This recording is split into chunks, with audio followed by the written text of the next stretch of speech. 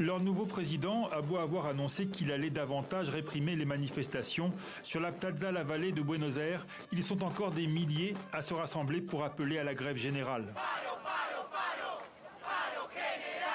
Pour ces Argentins, pas question de céder aux mesures d'austérité de Javier Milei.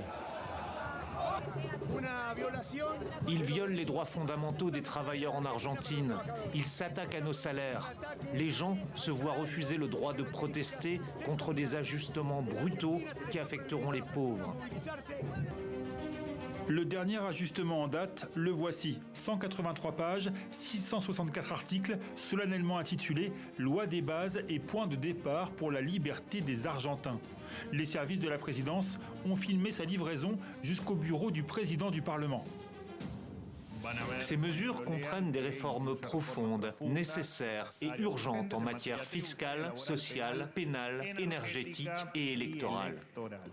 Le projet prévoit d'instaurer un état d'urgence public, ce qui permettrait au gouvernement de légiférer sans passer par le Parlement. Renforcement des sanctions contre les manifestants, remise à plat des retraites, privatisation de 41 entreprises publiques. Javier Milei tient ses promesses de libéralisation à tous les niveaux, même dans la sphère privée, avec l'instauration d'un divorce express. Oubliez les traditionnelles vacances d'été, le Congrès va devoir se réunir en session extraordinaire pour étudier ce train de mesures.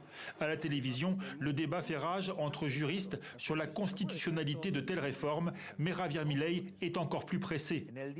Aujourd'hui, j'ai signé un décret de nécessité et d'urgence pour commencer à démanteler ce cadre juridique et institutionnel oppressif qui a détruit notre pays. Ces premières réformes prononcées par méga décret la semaine dernière entrent en vigueur dès ce vendredi et ses effets sont déjà palpables. Libérés de leur régulation, les mutuelles de santé ont déjà annoncé une augmentation de leur mensualité de 40%. Les propriétaires n'ont pas attendu la fin de l'encadrement des loyers pour augmenter leurs tarifs et de les libeller en dollars. Quant au prix dans les magasins, ils se sont encore envolés après l'annonce d'une nouvelle dévaluation de la monnaie nationale, le peso.